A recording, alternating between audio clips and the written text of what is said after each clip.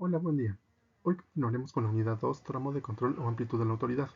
Antes de empezar con el tema como tal y la unidad, me permito recordarles que estos videoclases solamente sirven como un apoyo a sus asesorías, por ende no sustituyen en nada a una clase o al tema como tal, ya que estos videos solamente hablan de los temas de manera muy parcial. Entonces, para atender un poco más a la profundidad de los temas, se les sugiere investigar, leer y revisar cualquiera de los libros o apuntes que se les otorga por parte de la facultad o que tengan a su disposición. Una vez que ya hayan leído y generado dudas, estas pueden acudir al edificio F con su asesor para poderlas atender de manera adecuada. Sin más, continuamos ahora sí con el tema. Recordando un poco en qué consiste el objetivo de esta unidad, es que el alumno reconocerá los diversos factores que influyen para determinar la amplitud administrativa adecuada para la organización. Es decir, cuántas personas puede tener a su cargo cada una de las personas que dirigen o manejan la organización como tal. Hoy veremos el subpunto 2.2, relación entre los niveles de organizaciones y toma de control, ya que es importante entender cómo funciona, cómo se ve afectada esta toma de decisiones. Ahora sí, ¿en qué influyen los niveles organizacionales con el tramo de control?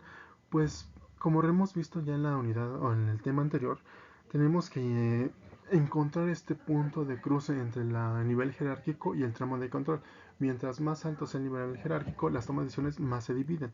Mientras más amplio el tramo de control, más personas tienes que tener a tu cargo o las actividades se van dividiendo más. Pero cómo se interactúan, cómo influyen o cómo se determina esto, pues para empezar debemos conocer bien en la organización los planes estratégicos, tácticos y operativos. Para ello me permito explicarles o recordarles un poco que los planes estratégicos van determinados o son los que determinan los objetivos y estrategias de la empresa en general o de la organización en general. Entonces son la parte fundamental de cualquier empresa. Si alguien o una persona o algún área no va acorde a este plan estratégico, puede encontrar o puede generar fallas al momento de alcanzar los objetivos de la organización. Para ello, cada una de las áreas o gerentes o jefes o niveles o medios de la organización deben crear sus propios planes tácticos. Estos planes tácticos justo es cómo va a actuar cada una de estas áreas o personas para poder alcanzar los objetivos que están planteados en el plan estratégico. Es decir, todo debe ir alineado. No puede ir a hacer un plan táctico que no está alineado al plan estratégico, porque aquí vamos a empezar a cometer errores, no solamente en nuestra área, sino inclusive puede llegar a afectar a las demás áreas. Para la parte ya operativa, las personas que van a laborar o a trabajar directamente con las actividades, tenemos los planes operativos. Estos son actividades que se realizan día a día, planes que se van desarrollando conforme van transcurriendo las actividades, pueden irse modificando, pero de la misma forma, todos esos planes deben ir alineados al plan estratégico.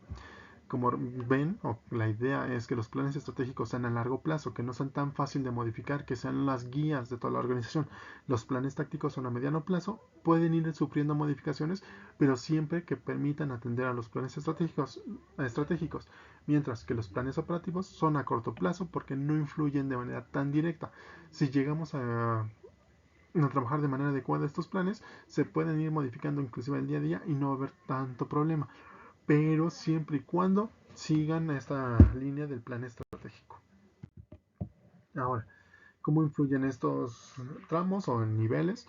Pues el tramo de control y los niveles organizacionales se verán influenciados con base en las necesidades de atender los planes de cada uno, así como las necesidades de tener una comunicación estrecha con los subordinados para actuar conforme a las necesidades que existan en el momento indicado. Aquí una palabra clave siempre va a ser la comunicación. ¿Por qué es importante tener en cuenta esta parte de comunicación? Por el hecho de que cada vez que un jefe tenga a su cargo ciertas cantidades de subordinados, debe tener la comunicación directa y efectiva en cada uno de los casos.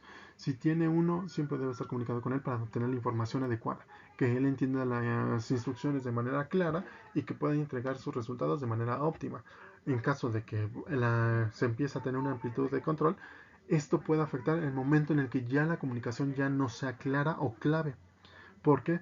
Porque si llega a tener 10 subordinados y con ellos 10 mantiene una buena comunicación, pero al momento de seguir agregando más gente, va disminuyendo la comunicación que ya se tenía con los anteriores, esto ya va a empezar a influir en los resultados que cada uno le vaya dando, en la comunicación o en las indicaciones que se le estén dando al subordinado y que ya los objetivos no se van tan claros, que los resultados no sean como los estamos buscando, y al final de esto, pues sí, una cosa va a chocar con otra y ya no vamos a dar los resultados que tenemos que dar como área o como organización. Ahora vamos a entenderlo en qué momento puede ser necesario que haya una amplitud mayor que nivel jerárquico, o en qué momento va a ser mejor un nivel jerárquico más alto que una amplitud más larga. Esto se puede dar cuando el número de un número extendido de subordinados que supervisa y controla un solo administrador corresponde a un control amplio o se refleja teniendo pocos niveles organizacionales. Esto es cuando tenemos un tramo de control amplio.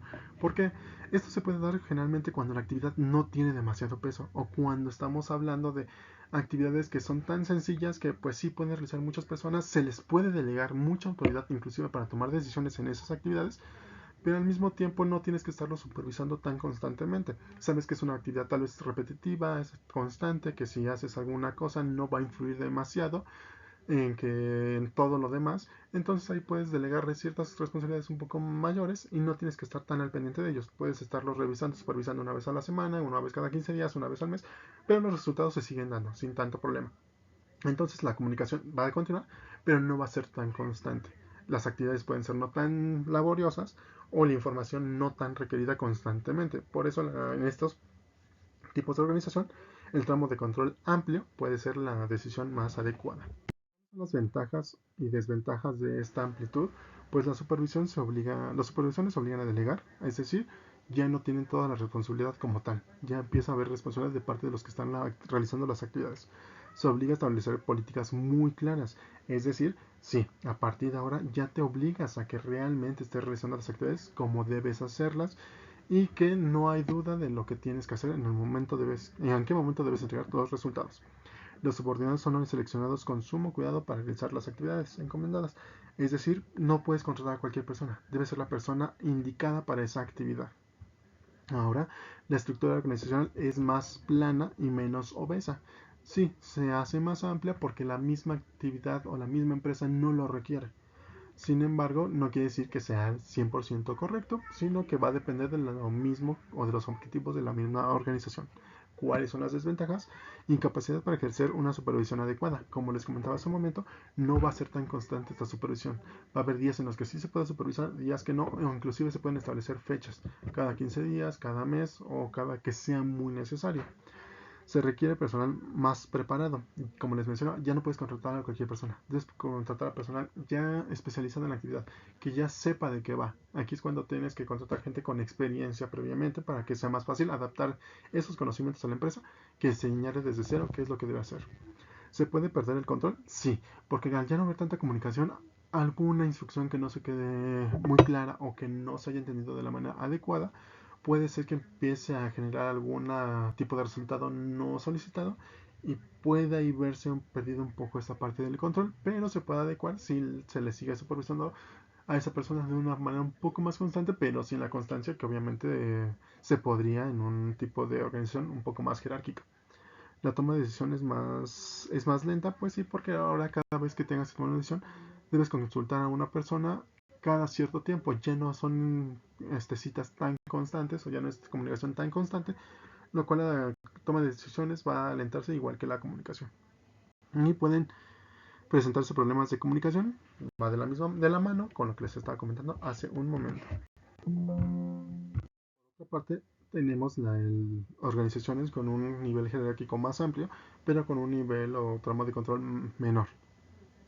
Estas empresas generalmente se caracterizan por tener un poco más de jefes, más niveles jerárquicos, los niveles o amplitudes de control son menores y como lo habíamos dicho o lo vimos en las diapositivas anteriores, el tramo de control disminuye, la comunicación es mayor y la toma de decisiones es un poco más rápida. Sin embargo, también conlleva de que tengas que, o se deba tener como gerente o jefe un poco más de control sobre las personas que están realizando las actividades. Ahora sí, ¿cuáles son las ventajas y desventajas de esta? Pues las ventajas es estricta supervisión. Les digo, el jefe ya tiene menor gente, entonces les puede estar revisando cada vez más rápido la actividad que están realizando. Por obvias razones, la desventaja es que se requiere de más supervisión y ya no hay esta delegación de autoridad y de toma de decisiones tan grande como lo puede haber en el otro tipo de organizaciones. hay mayor control, pero pues la estructura de la organización se hace más amplia y la comunicación de un operativo a un alto mando puede tardar más tiempo. La otra ventaja es rápida comunicación entre jefe y subordinado, pero cuando están ligados directamente. Si quiere hablar un subordinado de un nivel muy abajo con uno de un directivo muy alto, ahí puede haber un choque muy grande y va a ser muy difícil que esta comunicación se lleve de manera más rápida. Por su parte, los administradores se ven involucrados demasiado en el trabajo de los subordinados, es decir, tienen que estar constantemente revisando y esto puede llegar a afectar en el momento de que esta persona tenga que hacer sus propias actividades porque tiene que estar revisando que los de abajo estén realizando bien cada una de las actividades encomendadas. Bueno, con esto como tal considero que queda un poco más entendido por qué es o en qué momento se puede determinar que una empresa deba tener una amplitud más grande, otro modo de control más grande, o un nivel jerárquico más amplio. No existe la fórmula exacta para decir esta cantidad de personas debe tener esta cantidad de subordinados o una empresa con tal característica debe tener una mayor amplitud de control. O sea, no existe esta fórmula. La fórmula se va a dar con respecto a la actividad que estemos realizando, al giro de la misma organización, a las decisiones que nosotros consideremos importantes e inclusive a los años en los que ya estamos trabajando con las personas. Porque igual y una empresa que ya tiene muchos años con los mismos trabajadores, la amplitud la puede hacer un poco más amplia porque ya conocen la actividad, ya conocen cómo se debe hacer la toma de decisiones y les facilitas toda esta interacción. Ya no existe esta limitación de qué hacer, qué no hacer. Yo te voy a estar supervisando, yo te voy a estar diciendo. Ya se rompen ciertas ideas previas de y facilita mucho más que cada quien realice sus actividades. Cuando estamos hablando de una organización que va iniciando, ahí sí tal vez sea necesario tener niveles jerárquicos un poco más amplios que amplitud. ¿Por qué? Porque apenas les vas a explicar, apenas les vas a enseñar, apenas les vas a mostrar cómo vamos a tener que trabajar y ahí sí necesitamos supervisión. Pero eso sí, lo repito, va a depender mucho de las personas y de la misma organización cómo se está iniciando. Bueno, sin más por el momento, esto es todo de mi parte. Cualquier duda, saben que me pueden encontrar en el edificio F, en el horario que corresponda a su asignatura. Ahí nos vemos. Muchísimas gracias por su atención.